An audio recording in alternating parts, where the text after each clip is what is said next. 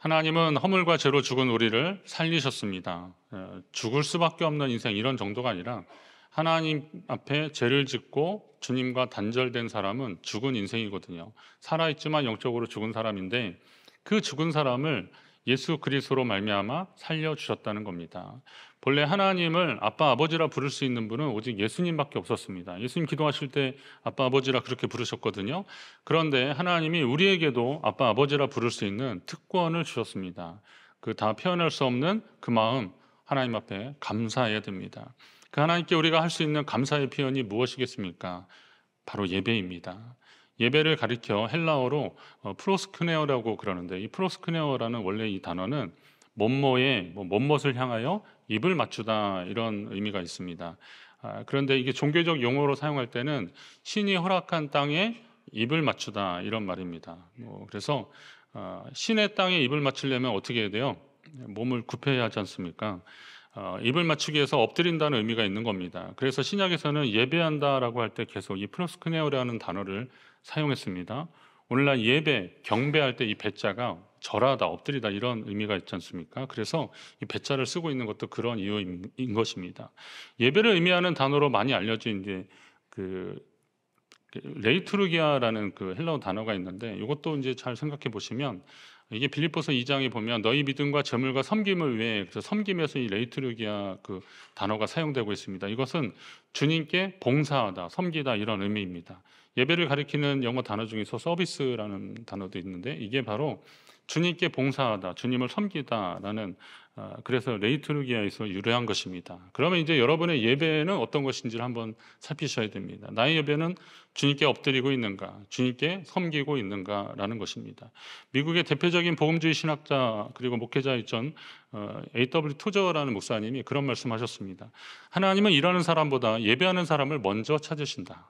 마르다 마리아 얘기 설교 들으시면서 이런 말씀 많이 들으셨죠? 하나님은 일하는 사람보다 예배하는 사람을 먼저 찾으신다. 현대인은 예배를 잊어버리고 살지만 하나님은 예배하는 법을 모르는 일꾼을 기뻐하지 않으신다라는 겁니다. 어떤 분들은 예배를 드리면서 마음의 평안을 얻는다고 합니다. 목사님, 저는 예배에 마음의 평안을 얻기 위해서 예배를 드린다라고 합니다. 맞습니다. 틀리지 않습니다. 전능하신 하나님 품에 안겼고 회개와 제사함의 은총으로 영혼의 평강을 얻는 것은, 평안을 얻는 것은 당연합니다. 그러나 평안이 예배의 궁극적인 목적은 아니라는 것을 기억하셔야 됩니다. 평안은 예배자에게 주시는 주님의 은혜입니다. 예배의 유일한 목적은 주님이 높임을 받으시는 것입니다. 주님이 가장 높임을 받는 것, 이것이 예배입니다. 우리는 최선을 다한 예배자로 주님 앞에 서야 하는 것입니다. 오늘 말씀을 통해서 예배의 요소 중에 핵심인 찬양과 기도와 말씀, 이거 계속 말씀드릴 거거든요. 순서대로 말씀드릴 것입니다. 찬양과 기도와 말씀, 우리의 예배 요소 중에서 이걸 한번 점검하시면서 여러분을 예배자로 부르신 하나님 앞에 믿음으로 나아가시기를 간절히 바랍니다. 우선 전심으로 찬양하십시오. 전심으로 찬양하십시오. 오늘 시험성가대가 제가 이 설교할 줄 알고 정말 전심으로 찬양해 주셔서 감사합니다. 시편은 하나님을 찬송하는 노래들입니다. 특히 다윗은 시편이 150편으로 되어 있는데 73편이나 다윗이 찬송시를 지었습니다. 그는 이스라엘 왕이었지만 평생 하나님을 찬양하는 사람으로 살기를 원했고, 그리고 이런 성가대나 이런 예배의 요소 중에서 이 성가대를 조직해서 하나님 앞에 나아가는, 찬양하면서 나아가는 일들을 시작했던 사람입니다. 그는 이스라엘 왕이었습니다. 평생 하나님을 찬양하고 살았습니다. 시편 145편에 보면 왕이신 나의 하나님이여 내가 주를 높이고 영원히 주의 이름을 송축하리이다. 높이고 송축하는 것은 백성들이 왕에게 하는 일들인데, 왕이 하나님께 그렇게 하겠다는 거예요. 내가 날마다 주를 송축하며 영원히 주의 이름을 송축하리이다. 여호와는 위대하시니 크게 찬양할 것이라 그의 위대하심을 측량하지 못하리로다. 대대로 주께서 행하시는 일을 크게 찬양하며 주의 능한 일을 선포하리로다. 다윗이 이렇게 찬양하며 하나님 앞에 나아갔습니다. 찬양은 예배자인 우리가 주님을 높여드리는 일입니다. 다윗도 말씀드린 대로 자기가 왕이었지만 하나님을 향해 왕이신 나의 하나님이라고 그렇게 고백했습니다. 결혼식에 갈 때 기쁘고 좋은 날이라 축하하라고 하지만 신랑 신부보다 더 화려하게 잘 차려입고 가려는 사람은 없습니다. 본의 아니게 오늘 옷이 좋은데 막 이런 칭찬은 들을 수 있어도 내가 신부보다 더 예쁘게 하고 가야지, 이렇게 하면 그런 사람 뭐라 그래요? 민폐라고 그럽니다. 민폐. 그렇잖아요. 그래서 웬만하면 결혼식장에 하얀 옷은 좀 피해서 입고 가고 그러기도 하잖아요. 그럼 뭐냐면 신부가 돋보여야 되니까, 신랑이 좀 제일 멋져 보여야 되니까 그렇게 되는 거잖아요. 마찬가지입니다. 예배의 찬양도 마찬가지입니다. 하나님께 예배드리러 나와서까지 자기가 높아지려는 사람은 없을 것입니다. 찬양을 통해 하나님이 높임을 받아야 됩니다. 하나님을 높여드리는 예배자가 되어야 됩니다. 노래를 잘하고 못하고의 문제가 아닙니다. 주님은 우리가 전심으로 찬양하고 있는지를 보실 것입니다. 노래 좀 못하면 어떻습니까? 박자 좀 놓치면 어떻습니까? 그러나 그럴 수 있어요. 목 컨디션이 안 좋을 수 있고 또 음감이 좀 잘 안 좋아서 그렇게 따라하지 못할 수도 있어요. 그러나 전심으로 찬양하는 것과 건성으로 찬양하는 것은 분명 차이가 있습니다. 주님은 우리가 전심으로 찬양하는지를 보시는 겁니다. 다윗이 그랬거든요. 내가 전심으로 주를 찬송하고 영원토록 주의 이름에 영광을 돌린다. 평생토록 전심으로 하나님 찬양하기를 원했습니다. 여러분, 찬송할 때 놀라운 일이 생김을 믿으시기 바랍니다. 우리의 찬송 중에 여호와 하나님이 임하시기 때문에 그렇습니다. 찬송하는 그곳에 하나님이 임하시는 거예요. 하나님은 우주 만물을 창조하신 분이시라 어디에 계시지 않은 곳이 없지만, 그러나 특별히 하나님을 찬양하는 그 자리에 하나님이 임재하시는 겁니다. 다윗이 찬송할 때 사울을 괴롭혔던 악령이 떠나갔다 그랬습니다. 이사야서 61장에 보니까 제 대신 화관을, 슬픔 대신에 찬송의 옷을 입혀주시는 분이 하나님이십니다. 제 대신 화관이라는 게, 사람들이 죄를 지어서 회개할 때는요, 죄를 머리에 이렇게 훅 뿌리면서 하나님 앞에 회개하면서 기도하거든요. 그런데 이 죄가 머리에 이렇게 내려앉을 거 아닙니까? 회개하는 자의 자세거든요. 그런데 그 죄 대신에 하나님이 우리에게 화관을 허락해 주신다는 거예요. 상상만 해도 기쁘고 감사하지 않겠습니까? 슬픔이 있었는데 찬송의 옷을 입혀주셔서 하나님은 우리로 하여금 웃게 하신다라는 겁니다. 찬송하는 자들에게 주시는 하나님의 약속입니다. 바울과 실라가 찬송할 때 감옥문이 열렸습니다. 이와 같이 찬송은 하나님의 은혜로 구원받은 백성의 책무입니다. 의무입니다. 당연히 해야 되는 일들입니다.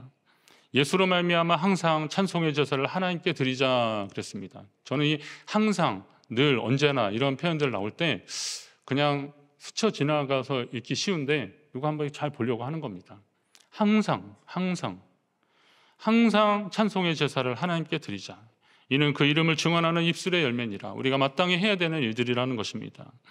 성도의 입에서 찬송이 떠나지 않게 해야 되는 이유가 분명합니다. 그것은 뭐냐면, 같은 샘에서 단물과 순물이 나올 수 없듯이 찬송이 떠나가면 그 입에서 다른 것이 틈을 타기 때문에 그렇습니다. 그래서 우리 입에 찬송과 감사가 계속 나오도록 해야 되는 거죠.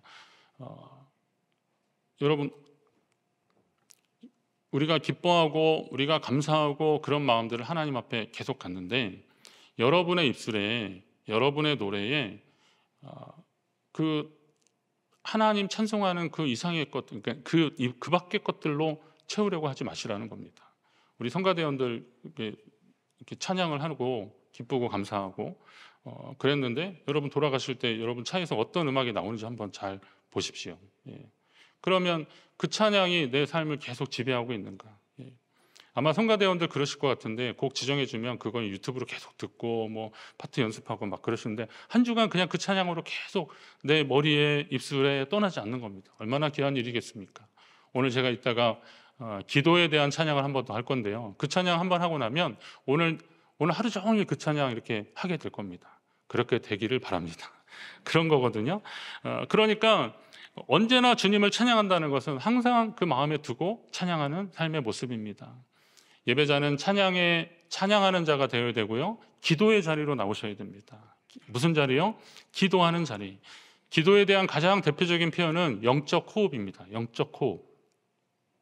지금 이 시간도 여러분들은 호흡을 하고 있습니다. 몇 번 했는지 세지도 못하시잖아요.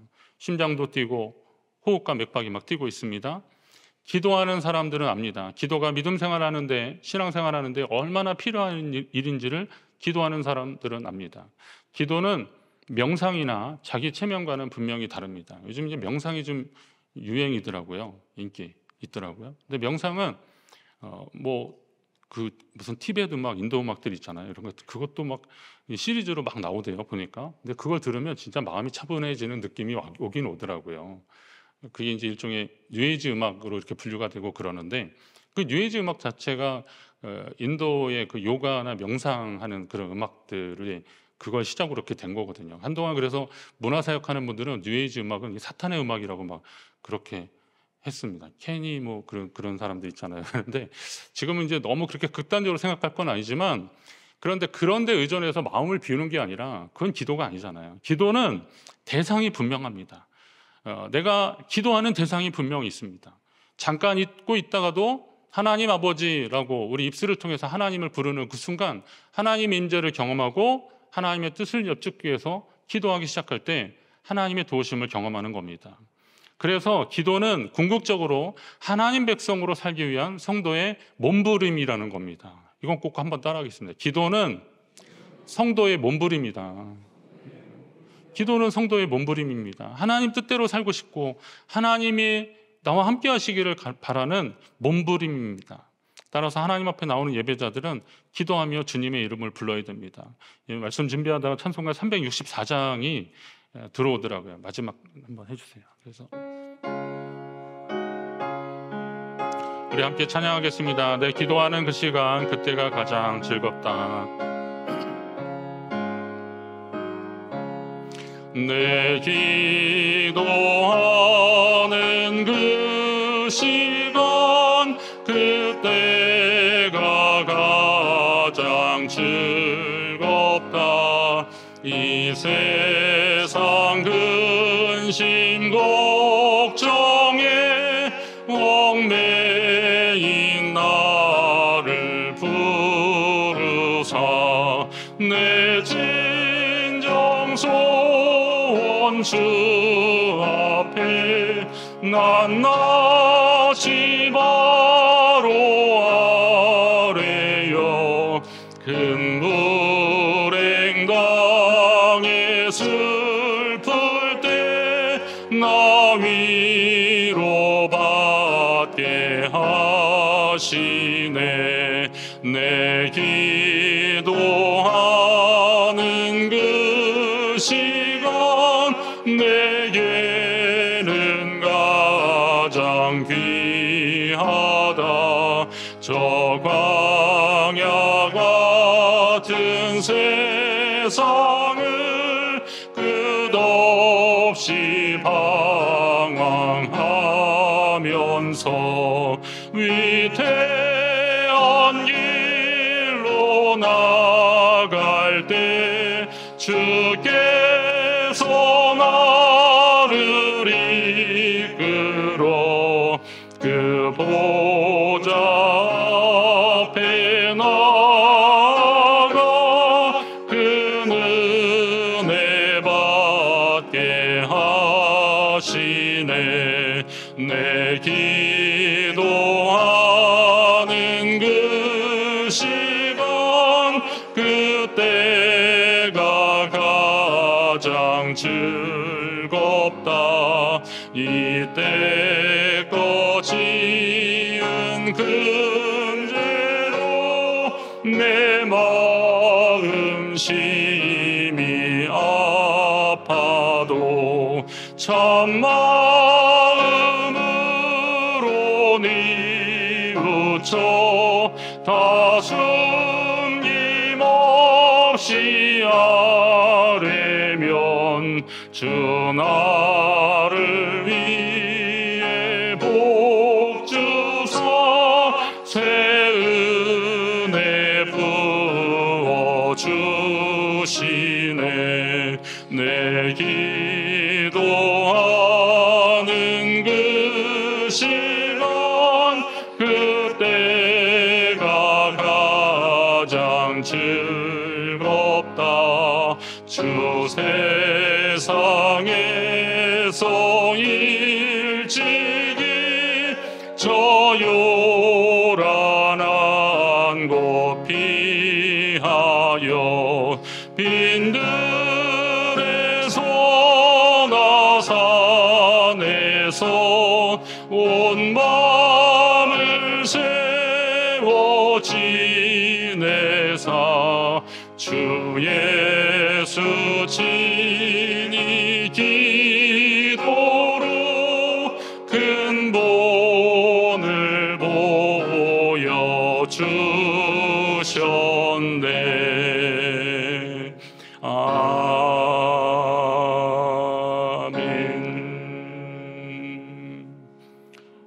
할렐루야. 지금 여러분은 두 가지를 같이 하신 겁니다. 우리 찬양하라 했고 기도하라 했는데, 우리가 찬송하면서 찬송이 곡조 붙은 기도라 그랬잖아요. 여러분, 우리가 이 기도하는 이 시간, 하나님 앞에 가장 소중한 시간인 줄 알고 주님 앞에 믿음으로 더 나가시기 바랍니다. 이 찬송이 여러분의 고백이 되기를 축복합니다. 여기 내가 기도하는 그 시간이 가장 즐겁다 그랬는데, 이 표현은 개인의 만족과 기쁨으로 인한 감정이 아닙니다. 기쁨의 근원과 기준은 오직 주님이십니다. 주님께 기도하는 시간이 내 영혼이 가장 평안을 누리는 시간이기 때문에 그때가 즐겁다라고 표현한 것입니다. 그리고 개인이 혼자 기도할 수 있지만 공동체와 함께 기도할 때 하나님이 더 기뻐하시는 줄 기억하십시오. 교회의 믿음의 사람들, 하나님의 사람들은요, 기도하는 시간을 사모하시고 모범을 보이셔야 됩니다. 우리 청년들이 요즘 심야기도 나와서 함께 기도하는데, 지난해부터 이렇게 계속 청년들이 함께 나와서 기도하고 찬양 연주도 하고 같이 부르고 그러는데, 하나님의 기름 부으심을 경험하게 되고 제가 느끼게 되더라고요. 그리고 그 자리를 사모하며 피곤한데도 저녁에 나오셔서 함께 기도하는 분들 때문에 같은 기도의 제목을 가지고 함께 기도하니까 하나님 기뻐하시겠다, 이런 마음이 들었습니다. 기도의 자리, 예배의 자리로 나오시기를 바랍니다. 기도야말로 이 성도의 특권입니다. 아까 하나님은 아빠 아버지라 부를 수 있는 그런 특권을 우리에게 주신 것 아닙니까? 얼마 전에 제가 핸드폰을 이렇게 보다가 보니까 그 별다방 쿠폰이 그날이 마지막이더라고요. 그래서 제가 빨리 가자고 가서 이제 9시쯤 됐는데 가서 보니까 그 직원이 청소하고 있다가 이렇게 저한테 주더라고요. 그래서 제가 그거를, 저녁이라서 원래는 투샷을 주는데 제가 원샷만 달래서, 그래서 마시는데 아내가 그러더라고요. 여보, 그 음료권은 제조 음료 중에서 제일 비싼 거 먹어도 되는데 왜 그거 먹고 있냐고 막 그러더라고요. 제가 아이고 그렇구나 하는 생각이 들었어요. 근데 제가 말씀을 준비하다가 그 생각이 났어요. 아니, 쿠폰 하나 유효기간 끝나기 전에 9시에 달려가는 사람들인데, 저만 그런지는 모르겠는데 그게 우리의 심리 아닙니까? 그러면 하나님이 우리에게 주시는 기도의 특권들을 오늘 우리는 활용해야 되는 거 아닙니까? 하나님은 아빠 아버지라 누구에게 그런 권세를 주셨겠어요? 구원받은 주의 자녀들에게 주시는 거잖아요. 여러분, 이거 별거 아닌 것 같은데요, 하나님을 아바 아버지라 부를 수 있는 거 아무나 못합니다. 제가 학생 청년들 인도하면서, 그리고 성도들 인도하면서 하나님을 아바 아버지라 부르라고 하면 어떤 분들은 그거 잘 못하시는 분들이 있어요. 아버지, 하나님 아버지라고 한번 기도 따라하세요. 하나님 아버지 그러면요, 그냥 하나님까지는 어떻게 하는데 아버지 잘 안 돼요. 하나님이 어떻게 아버지냐는 거예요. 믿어지지가 않는 거고 감동이 안 되는 거예요. 그런데 내가 죄사함을 받고 하나님을 아바 아버지라 부를 수 있는 하나님이 우리에게 특권을 주셨다, 그렇게 했을 때 비로소 믿음으로 고백할 수 있는데, 이 특권이 얼마나 귀한지 아십시오. 예레미야 선지자에게 예레미야 7장의 초반에 보면 하나님이 그런 말씀하셔요. 의외의 말씀입니다. 뜻밖의 말씀입니다. 그런즉 너는 이 백성을 위하여 기도하지 말라고 하십니다. 그들을 위하여 부르짖어 구하지 말라. 내게 간구하지 말라. 내가 내게서 듣지 아니하리라. 그들 위해서 혹시 기도해도 나는 듣지 않겠다. 그러니까 아예 기도도 하지 말라라고 그렇게 하십니다. 예레미야 선지자한테. 왜 그렇습니까? 이스라엘 백성들이 죄를 짓고 하나님께서 멀리 떨어지니까 하나님을 찾지도 않고 다른 이방신 섬기고 그러니까 차라리 기도하지 말아라. 이게 지금 이게 반어적인 표현이죠. 하나님의 마음이 오죽했으면 이렇게 하셨겠습니까? 분명한 사실은 주님께 기도하는 것도 특권이고요, 아무나 주님께 기도할 수 없다는 거예요. 우리의 기도가 주님께서 받으시기 합당한 것이 되도록 우리의 심령을 살펴야 되는 겁니다. 성령 의지하며 회개하고 돌이키고 주님의 뜻을 따르며 기도할 때 하나님이 역사하실 것인데요, 예레미야 33장, 그 안에 이제 많은 일들이 있었겠죠. 33장에는 뭐라 그래요? 너는 내게 부르짖으라. 내가 내게 응답하겠고 내가 알지 못하는 크고 은밀한 일을 내게 보이리라. 이게 하나님이 약속하시는 거예요. 같은 예레미야에게 하나님이 너는 기도하지 말아라, 내가 안 듣겠다라고 하셨는데, 그 백성이 하나님 앞에 돌아서기를 바라는 마음, 그리고 하나님께 가까이 갈 때 부르짖으면 응답하겠고 크고 은밀한 일을 내게 보이리라 라고 말씀하시는 하나님이십니다. 여러분이 기도할 때 주님이 들으시고 응답하심에 감사하시기 바랍니다. 더 기도하십시오. 더 기도로 믿음으로 하나님 앞에 나아가십시오. 기도했으니 당연히 주님이 알아서 하시겠지 하지 말고 응답받을 때까지 끈질기게 기도하십시오. 기도 응답은 당장에 이루어지기도 하고 시간이 좀 걸리더라도 우리가 원했던 애초의 방법이 아니더라도 하나님의 방법으로 응답하실 때가 분명히 있습니다. 때로는 마음의 평안함으로 주님이 답을 주실 수도 있어요. 우리의 방법이 아닐지라도. 그러나 기도는 어떻게든 하나님이 응답하시는 겁니다. 어떤 사람들에게요? 하나님의 사람들에게, 예배자에게 하나님 응답하십니다. 여러분이 기도자로 주님 앞에 나아가시기를 간절히 바랍니다. 마지막으로는 주님의 말씀 앞으로 나오십시오. 찬송과 기도, 말씀입니다. 예배는 하나님의 부르심에 대한 우리의 응답이라 그랬습니다. 그렇게 주님 앞에 나온 하나님의 백성들은 주님의 말씀을 들을 줄 알아야 됩니다. 삶 가운데서도, 여러분의 생활 가운데서도 하나님을 섬기려는 신실한 예배자는 하나님이 주시는 말씀을 사모하는 자들입니다. 자신이 듣고 싶은 말씀을 뽑아서 듣는 사람들이 아니라 오늘 하나님이 주신 말씀을 기대하며 그 말씀에 귀를 기울이고 말씀대로 살려고 애쓰는 사람들을 하나님이 기뻐하십니다. 요즘이야 뭐 성경도 많고 종류도 많고 또 성경을 묵상할 수 있는 자료들이 많이 있기 때문에 개인적으로도 성경을 읽을 수 있습니다. 충분히 그럴 수 있습니다. 그런데 오늘 이렇게 예배에 나와서 하나님의 말씀을 사모하며 그렇게 하나님 앞에 나오는 이유들이 있습니다. 왜냐하면 이곳에 하나님이 감동하셔서 주시는 말씀이 선포되고 있기 때문에 그렇습니다. 공동체를 향한 하나님의 말씀이 선포되고 있기 때문에 그렇습니다. 오늘 읽은 본문은 십계명을 받은 후 모세가 백성 앞에 섰을 때입니다. 하나님이 이 말씀을 계명을 주시고 이것을 백성에게 가서 전하라고 하셨습니다. 그런데 그 백성 앞에 섰을 때 백성이 보인 반응입니다. 백성들이 자신 앞에서 모세에게 그런 요청을 합니다. 당신이 우리에게 말씀해 달라고. 그럼 우리가 듣겠습니다. 하나님이 우리에게 말씀하시지 말게 해달라고. 거룩하신 하나님이 죄 많은 우리에게 직접 말씀하시게 되면 우리가 죽을지도 모르니 당신이 하나님의 말씀을 듣고 와서 전해달라고 하는 겁니다. 지난번에 제가 이 부분에 대해서는 모세가 올라가는 것은 하나님이 이스라엘 공동체에게 또 다 말씀하시지만 모세의 영적 권위를 세워서 그 말씀을 들으라라는 차원에서 주셨다 이렇게 말씀을 했는데요. 이제 하나님의 말씀을 두렵고 떨림으로 받는 백성의 모습이 오늘 하나님의 말씀을 대하는 우리의 모습과 좀 너무 대조적인 것이 아닐까 그런 생각이 듭니다. 제가 목회하면서 올해 내게 주신 말씀 이런 거 있었잖아요. 그래서 제가 이런 것도 몇 번 시도해 봤는데 이게 별로 그렇게 원래 원하던 방향으로 가지 않는 것을 제가 느꼈습니다. 어떤 분은 이렇게 말씀을 뽑았는데 이거 내가 제일 좋아하는 말씀이라고 막 되게 좋아하는데 어떤 분은 나는 왜 이런 거 나왔는지 몰라 막 이렇게 하시더라고요. 그러니까 말씀이 좀 뽑기가 돼버리더라고요. 무슨 운수 뽑기 하는 것처럼 그렇게 돼버리더라고요.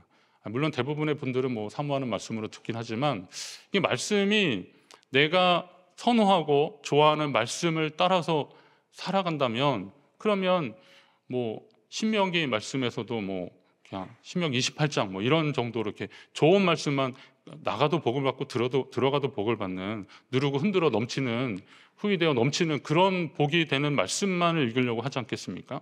그러나 하나님의 말씀은 그렇게 읽는 것이 아니잖아요. 두렵고 떨림으로 하나님이 오늘 우리에게 주시는 말씀을 듣는 겁니다. 공동체가 계속 이렇게 말씀을 읽어 나가는 것 그리고 일정한 본문을 가지고 큐티 교재를 가지고 꾸준히 말씀을 읽어 나가는 것의 유익이 바로 그런 것들입니다. 그냥 어느 날 주님 주시옵소서라고 펼치는 거 말고 꾸준히 말씀을 읽어가면서 하나님이 그때그때 오늘 내 삶에 양식으로 주시는 것을 듣는 여러분 되시기를 간절히 바랍니다. 말씀을 친근하게 대하는 것은 좋은 일입니다. 그러나 말씀 가운데 살아계신 하나님이 계시다는 것을 명심하십시오. 따라서 주님이 어떤 말씀을 하시든 순종하겠다는 각오로 그리고 믿음으로 나아가는 사람들, 이런 사람들이 진정 하나님을 경외하는 사람입니다. 말씀에 대한 경외가 없는 사람은 온전한 예배를 드리기가 참 어렵습니다. 하나님의 말씀에 대한 기대감이 없고 설렘이 없으면 아까 찬양, 기도, 말씀이라고 그랬잖아요. 온전한 예배를 하나님 앞에 드리기가 참 어렵습니다. 구약시대에 성경을 필사하는 서기관들은 하나님이란 이름이 나올 때 목욕 제기를 했답니다. 그리고 붓을 바꿨다고 합니다. 이 붓을 하나님, 엘로힘 이렇게 썼으면 그 붓은 바꾸는데 그냥 꺾어버렸대요. 왜냐하면 하나님이라고 하는 거룩한 이름을 쓴 그 붓으로 다른 속된 것을 쓰지 않게 하려고 그 붓을 꺾어버렸대요. 이게 이제 고증에 나온 말씀을 가지고 제가 세미나 때 들었는데 그리고 또 만약에 쓰다가 하나님, 엘로힘 때 이렇게 점이 있고 막 그러거든요. 그런데 이거 틀리면 그 양피지 좀 이렇게 가죽 종인데 이거 굉장히 비싼 거잖아요. 이거 뜯어버리고 그리고 다시 썼대요. 예. 그래서 생각을 해보니까 창세기 1장에 하나님이란 말씀이 32번 나옵니다. 심각성을 잘 모르시네요. 목욕 32번 해야 되고 붓을 32번을 바꿔야 되고 그러는 겁니다. 얼마나 떨렸겠습니까? 그런데 그렇게 하나님이란 이름을 소중히 여기고 말씀을 소중히 여겼습니다. 지금은 상상도 못할 것입니다. 그냥 뭐 딜리트 키 누르거나 백스페이스 누르면 되는데, 근데 그때는 그렇게 하려고 했다는 거예요. 그러니까 이스라엘 백성들은 하나님의 말씀이 얼마나 진심이었는지를 알 수 있습니다. 하지만 하나님의 말씀이 소중한 것은 기록한 과정이 대단하기 때문이 아닙니다. 하나님의 말씀을 사모하는 사람들의 삶에 그것이 나타나고 역사되어지기 때문에 그렇습니다. 하나님이 그 말씀을 사모하는 사람들의 삶에 임재하시기 때문에 그렇습니다. 여러분이 그 말씀을 은혜 받고 그 능력을 경험하시기를 간절히 바랍니다. 백성들이 당신이 우리에게 말씀하소서 우리가 들으리이다. 하나님이 우리에게 말씀하시지 말게 하소서 우리가 죽을까 하나이다 라고 하자 모세가 그 말에 대한 답으로 이런 얘기를 합니다. 두려워하지 말라.